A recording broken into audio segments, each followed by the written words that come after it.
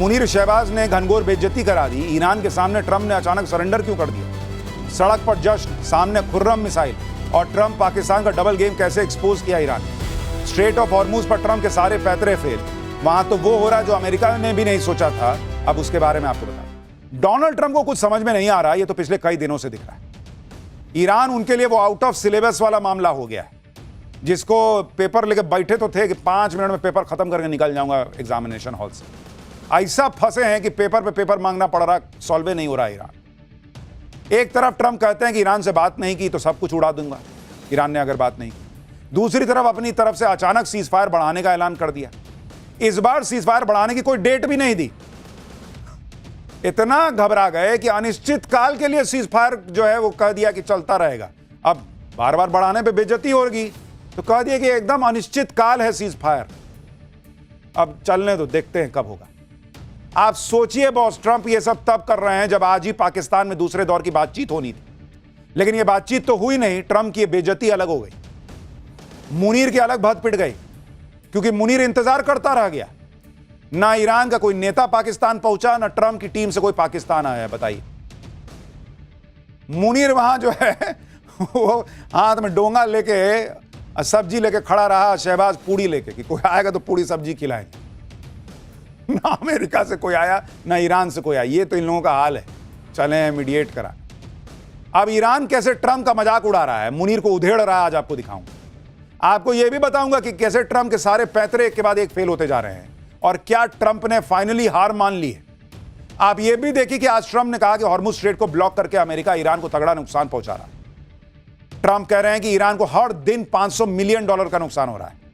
अरे भाई, अगर ट्रंप का मकसद ईरान को आर्थिक रूप से नुकसान ही पहुंचाना था तो ईरान के साथ युद्ध में अमेरिका के लाखों करोड़ों डॉलर फूकने की क्या जरूरत थी? यह काम तो बिना युद्ध के कर देते तुम। अब हॉर्मुज स्ट्रेट का क्या हाल है, वहां ईरान अमेरिका की नाकेबंदी कब हटेगी, आज आपको पूरी डिटेल बताऊंगा। लेकिन पहले आज जो ट्रंप की, मुनीर की, शहबाज की बेइज्जती हुई है, स्ट्रेट ऑफ हॉर्मुज पे क्या हुआ है, ईरान ने क्या किया है, पहले उसका एक ट्रेलर देखिए।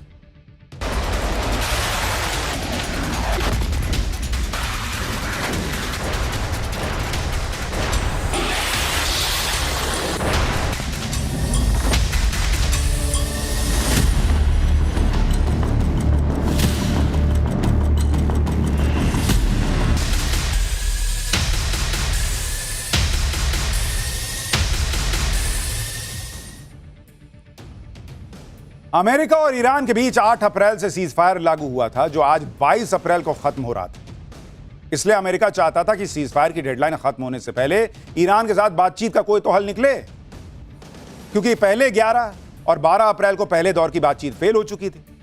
इसलिए अमेरिका आज होने वाली बातचीत से बहुत उम्मीद लगाए बैठा था, लेकिन ऐसा कुछ नहीं हुआ। उधर पाकिस्तान दोनों पक्षों के बीच दूसरे दौर की बातचीत की मेजबानी के लिए ताबड़तोड़ तैयारी कर रहा था। इस्लामाबाद में कई सड़कों को ब्लॉक कर दिया। ईरानी और अमेरिकी डेलीगेशन को वीवीआईपी ट्रीटमेंट देने की पूरी तैयारी करके बैठा था। लेकिन पाकिस्तान की तो तगड़ी बेइज्जती हो गई, क्योंकि बातचीत करने के लिए कोई वहां पहुंचा ही नहीं। अमेरिका ईरान के बीच दूसरे दौर की बातचीत क्यों शुरू नहीं हो पाई, ये आगे बताऊंगा आपको। लेकिन पहले यह देखिए कि आज ट्रंप ने ऐसा ऐलान कर दिया कि पूरी दुनिया चौंक गई। आज ट्रंप ने ईरान के साथ सीज फायर को अनिश्चित काल के लिए बढ़ाने का ऐलान कर दिया कि भाई तू भी मत मारना, मैं भी नहीं मारूंगा, और अनिश्चित काल तक चलेगा, कोई डेट नहीं है। अब ये वो डोनाल्ड ट्रंप हैं जो हर बार एक डेट देते थे कि सुनो इसके पहले ये सब कर लेना, नहीं तो बहुत मारूंगा, सुनो ये इतने के पहले कर लेना, नहीं तो बहुत मारूंगा। आज भाई साहब ने सरेंडर कर दिया, कहा कि नहीं अब अनिश्चित काल के लिए सीज फायर है। हॉर्मुज स्ट्रेट पर अमेरिका ने जो ब्लॉकेड कर रखा है उसे जारी रखने की बात भी उन्होंने कह दी। सीज फायर का ऐलान करते हुए ट्रंप ने कहा कि अमेरिका सीज फायर को तब तक बढ़ाएगा जब तक ईरान का प्रपोजल जमा नहीं हो जाता और बातचीत किसी न किसी तरह खत्म नहीं हो जाती। हालांकि इस दौरान हॉर्मुज स्ट्रेट में मिलिट्री ब्लॉकेड जारी रहेगा। मुझे बताया गया कि ईरान की सरकार बुरी तरह से बटी हुई है। मुझसे पाक पीएम शहबाज शरीफ और असीम मुनीर ने ईरान की तरफ से प्रस्ताव आने तक ईरान पर हमला रोकने की अपील की थी। अब ट्रंप को खुद तो बेइज्जती लग रहा है कि कैसे बोलूं कि मैंने खुद किया है, तो मुनीर और शहबाज को पाला ही इसी के लिए, उसके ऊपर डाल दिया। मुनीर शहबाज कह रहे थे कि सर आप ईरान को मत मारिए, इसलिए मैंने छोड़ दिया, नहीं तो बहुत मारता। कह रहा है कि वहां ईरान जो है उसका लीडरशिप बटा हुआ है। लीडरशिप बटा हुआ है, ये वो डोनाल्ड ट्रंप हैं, झूठे डोनाल्ड ट्रंप, जो पिछले महीना भर से कह रहे हैं कि वहां लीडरशिप बचा ही नहीं है, आज भाई साहब कह रहे हैं कि लीडरशिप बटा हुआ है। पहले अपना मन बनाओ कि बचा है कि बटा है। ट्रंप ने अनिश्चित काल तक सीजफायर के फैसले के लिए पाकिस्तान को जिम्मेदार बता दिया, क्योंकि पाकिस्तान ही है जो अमेरिका ईरान के बीच डील कराने में जुटा है। इसलिए ट्रंप ने पाकिस्तान के नाम पे खेल दिया, ताकि किसी को यह ना लगे कि अमेरिका ने खुद से यह फैसला लिया है। यह है हाल इनका। ईरान और अमेरिका दूसरे दौर की बातचीत के लिए टेबल पर क्यों नहीं बैठे, इसके पीछे की इनसाइड स्टोरी आपको बताऊंगा। लेकिन पहले ईरान में वायरल हो रहा ट्रंप का एआई वीडियो दिखाता हूं। यह कुर्सियां ईरानी डेलीगेशन के लिए थी, लेकिन आज होने वाली बातचीत के लिए ईरानी डेलीगेशन मीटिंग में पहुंचा ही नहीं। काफी देर इंतजार करने के बाद ट्रंप को ईरान की एक चिट्ठी मिलती है। चिट्ठी में लिखा था, ट्रंप शट अप। इसके बाद ट्रंप ने ऐलान कर दिया कि पाकिस्तान के रिक्वेस्ट पर वो सीजफायर का टाइम बढ़ा रहे हैं। यानी ईरान ने इस वीडियो के जरिए डोनाल्ड ट्रंप जो अनिश्चित काल तक सीजफायर बढ़ा रहे हैं उसकी पोल भी खोल दी और कायदे से बेइज्जत भी किया ट्रंप। आप सोचिए बॉस, जिस ईरान पर डोनाल्ड ट्रंप एहसान जताते हुए अनिश्चित काल के लिए सीजफायर बढ़ा रहे हैं, वही ईरान उनको बेइज्जत करता हुआ वीडियो डाल रहा है कि झूठ मत फैलाओ, हम आ ही नहीं, तुमसे बात ही नहीं करना चाहते, तुमको कह रहे हैं शट अप। अमेरिका चाहता था कि ईरान के साथ दूसरे दौर की बातचीत हर हाल में, लेकिन ईरान ने ही बातचीत से साफ मना कर दिया। वजह थी अमेरिका की वो शर्तें जिसे ईरान ने मानने से इनकार कर दिया। अब इसके बाद अमेरिका के उपराष्ट्रपति जेडी वेंस इस्लामाबाद जाकर करते क्या? वो भी ट्रंप के एआई वीडियो की तरह मीटिंग रूम में ईरानी डेलीगेशन का इंतजार ही करते रह जाते। इसलिए जब ईरान ने शांति वार्ता की शर्तों को ठुकरा दिया, उसी वक्त यह साफ हो गया कि अब ईरान बातचीत नहीं करने वाला है। आप देखिए कि जेडी वेंस कल शाम को ही इस्लामाबाद पहुंचने वाले थे और आज दोनों पक्षों के बीच बातचीत होने वाली थी, लेकिन ईरान के इनकार के बाद उन्हें अपना पाकिस्तान दौरा कैंसिल करना पड़ा। दूसरे दौर की बातचीत के लिए अमेरिका ने एक अहम शर्त यह रखी थी कि ईरान अगले 20 साल तक यूरेनियम संवर्धन नहीं करेगा, जबकि ईरान 3 से 5 साल की अस्थायी रोक पर तैयार था। इसलिए बात बन ही नहीं पाई और ईरान ने दूसरे दौर की बातचीत के लिए टेबल पर बैठने से ही मना कर दिया। यानी अमेरिका अपनी शर्तों पर डील चाहता था। ईरान ने एक बार फिर अमेरिका को याद दिला दिया कि वो ना तो झुकेगा ना अपने हितों से समझौता करेगा। ईरान ने एक और वजह से अमेरिका के साथ बातचीत करने से इनकार कर दिया। वो वजह क्या है बताऊं, लेकिन पहले यह देखें कि ईरान अमेरिका मीटिंग की एक तस्वीर जो पाकिस्तान से लेकर नॉर्वे तक जबरदस्त वायरल हो रही है। जब 11 अप्रैल को इस्लामाबाद में अमेरिकी उपराष्ट्रपति जेडी वेंस और ईरान के बीच शांति वार्ता हो रही थी, उस वक्त एक अजीब घटना ने सबका ध्यान खींचा। इस मीटिंग में पाकिस्तानी मूल का एक ऐसा कारोबारी मौजूद था जिसे नॉर्वे ने भगोड़ा घोषित कर रखा है। इस पाकिस्तानी मूल के कारोबारी का नाम है उमर फारूक जहूर। नॉर्वे के अखबार वर्डेंस गैंग ने उमर फारूक जहूर की पहचान की और उसकी पूरी कुंडली खोल दी। इसके बाद पता लगा कि जहूर तो बहुत बड़ा फ्रॉड है। इसने कई देशों में घपलेबाजी कर रखी है।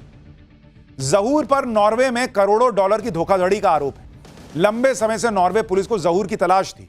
2003 में जहूर को नॉर्वे में दोषी ठहराया गया था, लेकिन जहूर गिरफ्तार होने से पहले ही नॉर्वे से भाग गया। इसलिए नॉर्वे ने जहूर को भगोड़ा घोषित कर रखा है। नॉर्वे के अलावा स्विट्जरलैंड में भी जहूर एक डील में घपले का आरोपी है। 2004 में स्विट्जरलैंड पुलिस ने एक मामले में जहूर को आरोपी बनाया था। अब आप सोच रहे होंगे कि जहां दो देशों के बीच युद्ध रोकने को बात होनी थी, वहां पर पाकिस्तानी मूल का एक करप्ट और भगोड़ा बिजनेसमैन कर क्या रहा था। यह उमर फारूक जहूर मुनीर की आंखों का तारा है। हर फ्रॉड मुनीर को पसंद आता है बॉस।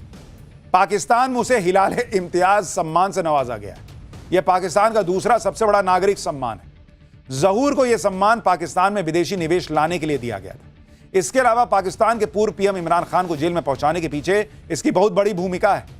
मुनीर के इशारे पर जहूर तोशाखाना केस में विसल ब्लोअर बन गया और गवाही देकर इमरान को जेल पहुंचा दिया। इसलिए शहबाज सरकार और मुनीर का इसको पूरा बैकअप रहता है। और सोचिए क्या डील चल रही है कि एक करप्ट आदमी उस डील को कराने पहुंचा हुआ जेडी वेंस से मिल रहा है। यह तो हाल है पाकिस्तान का। शहबाज और मुनीर ने पूरा जोर लगाया कि कैसे भी ईरान अमेरिका के बीच डील फाइनल करवाकर वो दुनिया भर में अपनी आतंकी देश वाली इमेज सुधार ले। लेकिन जिस तरह ईरान को ट्रंप की बातों पर यकीन नहीं, उसी तरह पाकिस्तान पर भी ईरान को रत्ती भर का भरोसा नहीं। पाकिस्तान की चालाकी को ईरान ने समझ लिया और उस पर तीखा हमला बोला। ईरान के सरकारी टीवी चैनल पर पाकिस्तान को खूब लताड़ा जा रहा है। ईरान की मीडिया में पाकिस्तान को लेकर क्या कुछ चल रहा है, वो कुछ बातें आपको बताता हूं। ईरानी मीडिया में कहा जा रहा है कि पाकिस्तान मध्यस्थता के नाम पर डबल गेम खेल रहा है। आसिम मुनीर पक्षपातपूर्ण मध्यस्थता कर रहे हैं। पाकिस्तान पब्लिकली अमेरिका के साथ है, लेकिन अंदर खाने तेहरान के साथ संपर्क में है। ईरान के 10 सूत्रीय प्रस्ताव को पाकिस्तान ने नजरअंदाज कर दिया है। पाकिस्तान अमेरिका समर्थित 15-16 नई मांगे आगे बढ़ा रहा है। यानी ईरान कह रहा है कि ये आदमी बीच में नौटंकी कर रहा है, मुनीर और ये शहबाज, ये लोग अमेरिका की तरफ से खेल रहे हैं, तो खेलेंगे, जो भीख दे रहा है उसी की तरफ से ना खेलेंगे। लेकिन ईरान को और दुनिया भर की मुस्लिम कम्युनिटी को समझ में आ रहा है कि जो पाकिस्तान आतंकी भेजता है, जबरदस्ती कश्मीर का मुद्दा बनाता है, उसके अंदर का मुसलमान प्रेम कहां चला गया? ईरान के नाम पे डॉलर के सामने सब फेल हो गया। ये तो ईरान एक्सपोज कर रहा है बॉस। ईरान अपनी शर्तों पर डील करेगा, ये उसने क्लियर कर दिया। अमेरिका ने बातचीत के लिए ईरान के सामने शर्तें रखी, तो ईरान ने भी अमेरिका के सामने शर्त रख दी। ईरान ने कहा कि बातचीत तभी होगी जब अमेरिका हॉर्मुज से अपनी नेवी की नाकेबंदी हटा ले। ईरान के संयुक्त राष्ट्र राजदूत अमीर सईद इरावानी ने कहा कि तेहरान अमेरिका की तरफ से अपनी नौसैनिक नाकेबंदी समाप्त करने के तुरंत बाद बातचीत के लिए तैयार है, लेकिन उसके लिए अमेरिका को सबसे पहले संघर्ष विराम के उल्लंघन को रोकना होगा। यानी ईरान इस बात से चिढ़ा हुआ है कि एक तरफ तो अमेरिका ने सीजफायर का ऐलान किया, लेकिन दूसरी तरफ हॉर्मुज की नाकेबंदी करके बैठा है और उसके जहाजों पर कब्जा कर रहा है। तो सीजफायर कौन बात का हुआ भाई? इधर ट्रंप के अनलिमिटेड सीजफायर वाले ऐलान के बाद जब लोगों ने यह कहना शुरू किया कि अमेरिका ने ईरान के आगे सरेंडर कर दिया, ट्रंप झुक गए, ईरान ने अमेरिका की शर्तों को डस्टबिन में डाल दिया, तो इस पर डैमेज कंट्रोल के लिए ट्रंप ने एक और पोस्ट किया। ट्रंप ने कहा कि ईरान आर्थिक रूप से ढह रहा है, ईरान चाहता है कि हॉर्मुज स्ट्रेट को तुरंत खोल दिया जाए, ईरान के लोग नकदी के लिए तरस रहे हैं, ईरान को हर दिन 50 करोड़ डॉलर का नुकसान हो रहा है, ईरान की सेना और पुलिस को सैलरी नहीं मिल रही है। अब ट्रंप के इस दावे पर भी लोगों ने सवाल उठा दिए। लोग ट्रंप से पूछ रहे हैं कि क्या यही करने ईरान गए थे तुम्हारा मकसद क्या था कि ईरान में पुलिस वालों को सैलरी ना मिले? कैसे आदमी हो जी? अगर हॉर्मुज की नाकेबंदी करके ईरान की आर्थिक कमर ही तोड़नी थी तो उस पर 1.5 महीने बम काहे गिराए? युद्ध के नाम पर अमेरिका के अरबों डॉलर क्यों फूंक दिए? यह तो सबसे आसान तरीका था जो तुम पहले कर सकते थे, पहले ही जाके वहां नाकेबंदी करते। बम कौन बात का गिरा रहे थे? लेकिन ट्रंप को समझ में नहीं आता है कि कैसे अपनी बेइज्जती छुपाए, तो इधर से उधर से जेब से जो बहाना निकलता है लेके मुंह पे मार देते हैं। आप देखिए कि युद्ध शुरू होने से पहले दिन से ट्रंप ने ईरान पर हमले के अलग अलग कारण गिनाए। कभी कहा कि ये परमाणु बम बना रहा है, इसको रोकना होगा, इसलिए हमने हमला किया। कभी बोला कि ईरान से यूरेनियम वापस लेके आना है, इसलिए मार रहे हैं उसको। कभी कहा कि उनके दामाद और दोस्त की सलाह पर उन्होंने ईरान पर हमला बोल दिया। कभी बोले कि वहां पे लोगों पे बड़ा अत्याचार हो रहा था, वहां पे हमको रिजीम चेंज करना था, इसलिए हमने ऐसा कर दिया। कभी बोले कि भर दुनिया के लिए ईरान खतरा था, इसलिए ये सब करना जरूरी था। अब भाई साहब कह रहे हैं कि हम तो हॉर्मुज ब्लॉक करके ईरान को आर्थिक नुकसान पहुंचाने के लिए सब कर रहे हैं। लूडो खेल रहे हो कि 4 आया तो सीढ़ी पे चढ़ के दो रो ऊपर चले गए, अब फिर सांप काटा तो नीचे आ गए। मजाक चल रहा है। आगे हो सकता है यह आदमी कुछ और कारण गिना देगा। ट्रंप भले ही यह दावा कर रहे हो कि हॉर्मुज ब्लॉकेड से ईरान को तगड़ा नुकसान हो रहा है, लेकिन हॉर्मुज के अंदर ईरान की मर्जी के बिना एक जहाज पार नहीं हो रहा है। ईरान ने आज फिर एक कंटेनर शिप को जब्त कर लिया।